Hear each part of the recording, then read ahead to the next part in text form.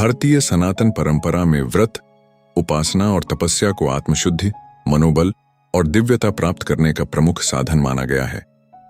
इन्हीं व्रतों में से एक है पशुपति व्रत, जो भगवान शिव की कृपा पाने हेतु किया जाता है। यह व्रत न केवल बाह्य तपस्या है, बल्कि आंतरिक भाव और आचरण की परीक्षा भी है। पशुपति अर्थात समस्त प्राणियों के अधिपति भगवान शिव, यह व्रत उन्हें समर्पित है और इसका पालन करने से मनुष्य अपने भीतर के विकारों से मुक्ति पाता है। पशुपति व्रत में केवल उपवास नहीं होता, यह एक आध्यात्मिक यात्रा होती है। यह व्रत किसी विशेष लाभ के लिए किया जा सकता है, जैसे संतान सुख, रोग मुक्ति, मनोवांछित वर वधू की प्राप्ति अथवा आत्मिक उन्नति के लिए भी। लेकिन इसका मूल उद्देश्य होता है भगवान शिव की शरण में पूर्ण आत्मसमर्पण। व्रत से पहले व्यक्ति को अपने मन, वाणी और कर्म से पवित्र होना आवश्यक है। मन का विकार, वाणी की कठोरता और कर्म की हिंसा, ये सभी व्रत को निष्फल कर सकते हैं। मानसिक तैयारी का अर्थ है किसी भी कार्य, व्यवहार और भावना को भगवान शिव को अर्पित करने का भाव मन में स्थापित करना। कई लोग व्रत को एक दिन का कार्यक्रम मानते हैं, लेकिन पशुपति व्रत केवल उपवास नहीं है, यह व्रत सच्चे समर्पण का नाम है। कोई अगर पूरे दिन उपवास करे लेकिन मन में ईर्ष्या, वाणी में कटुता और व्यवहार में अहंकार हो, तो वह व्रत नहीं कहलाता। उदाहरण के लिए, एक गृहस्थ व्यक्ति ने पशुपति व्रत तो रखा, लेकिन पूरे दिन टीवी, मोबाइल और गपशप में मन लगाए रखा। शाम को भगवान को कुछ फल चढ़ाकर समझ लिया कि व्रत पूरा हो गया, लेकिन उसके पड़ोसी ने बिना व्रत रखे भी पूरे दिन भक्ति भाव से शिव नाम जपा, किसी की मदद की और संयम से रहा। ऐसे में किसका व्रत अधिक प्रभावी होगा? उत्तर स्पष्ट है, जिसने भाव से शिव का स्मरण किया।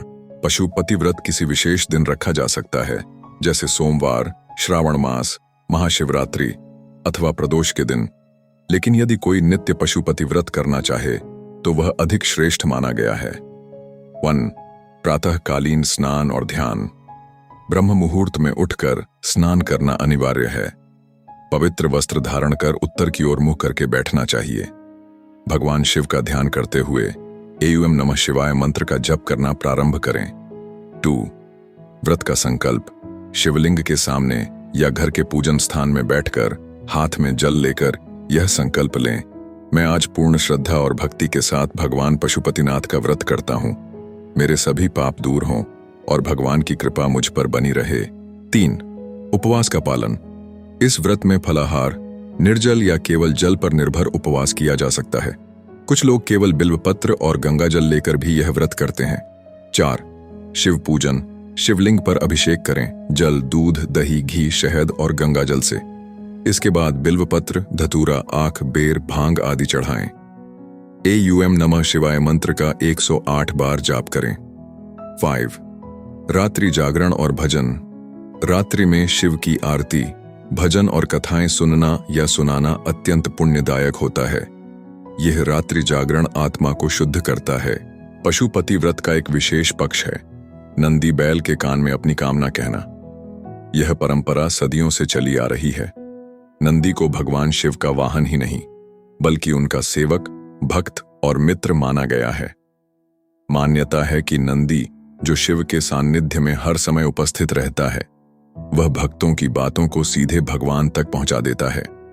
जब कोई भक्त अपनी सच्ची भावना, मूक प्रार्थना या मन की कोई गूढ़ इच्छा नंदी के कान में कहता है, तो वह प्रार्थना सीधे भगवान शिव तक पहुंचती है।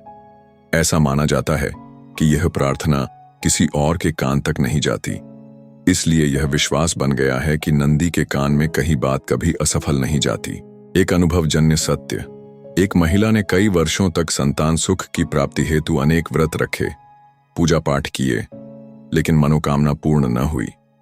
किसी ने उसे पशुपति व्रत की विधि बताई और नंदी के कान में अपनी व्यथा कहने का सुझाव दिया। उसने सच्चे मन से नंदी के कान में अपनी बात कही। कुछ ही महीनों बाद वह गर्भवती हुई और उसे पुत्र रत्न की प्राप्ति हुई। यह उदाहरण किसी चमत्कार से कम नहीं था। पशुपति व्रत में जितना महत्व पूजन विधि का है, उतना ही महत्व आचार और विचार का भी है। सत्य बोलना, झूठ, चुगली, अपशब्द और कठोर वाणी से परहेज करें। काम, क्रोध, लोभ, मोह और अहंकार को दूर करने का प्रयास करें।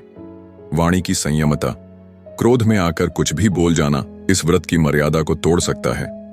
सेवा भाव, वृद्धजनों, गायों और जरूरतमंदों की सेवा करना शिव आराधना का ही स्वरूप है।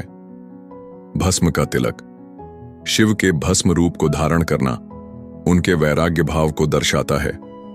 इसे ललाट पर लगाना विशेष फलदायक माना गया है। अगले दिन प्रातः स्नान कर पुनः शिव पूजन करें और व्रत का समापन करें।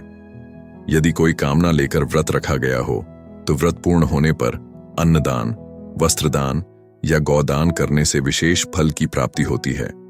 अगर आप गरीबों को भोजन कराएं या मंदिर में रुद्राभिषेक कराएं तो यह आपकी प्रार्थना को और भी प्रभावी बनाता है। पशुपति व्रत केवल लौकिक लाभ प्राप्ति का साधन नहीं है, बल्कि यह आत्मा को जागृत करने, अंतःकरण की शुद्धि और मोक्ष मार्ग की ओर बढ़ने का एक दिव्य द्वार है। यह व्रत शिव के पशुपति स्वरूप को समझने और स्वयं को उस अधीनता से मुक्त कराने की प्रक्रिया है जो हमें सांसारिक बंधनों में जकड़े हुए रखती है। पशुपति वही है जो जीवों के अंदर की पशु प्रवृत्तियों को जीतने वाला है। एक अंतर्दृष्टि, जब हम क्रोध करते हैं, ईर्ष्या करते हैं, मोह में फंसते हैं, तो वह पशु प्रवृत्ति ही तो है। और जब हम प्रेम, करुणा, क्षमा और त्याग को अपनाते हैं तो हम पति बनते हैं, अर्थात अपने ऊपर शासन करने वाले। इस प्रकार पशुपति व्रत हमें स्वयं के पशु से पति बनने की दिशा में अग्रसर करता है। पशुपति व्रत की पूर्णता किसी बाह्य कर्मकांड से नहीं, बल्कि आंतरिक शुद्धता, सच्ची भावना और निःस्वार्थ समर्पण से होती है। नंदी के कान में कही गई कामना केवल तब पूरी होती है जब वह हृदय से निकली हो, जब वह स्वार्थ से नहीं, विश्वास और समर्पण से भरी हो। यह व्रत केवल भगवान शिव को प्रसन्न करने का माध्यम नहीं, बल्कि आत्मा को पुनः जागृत करने का अवसर है। यदि सही विधि, भाव और नियमों का पालन किया जाए तो पशुपति व्रत हर मनुष्य को उसके जीवन की गहराइयों से जोड़ सकता है।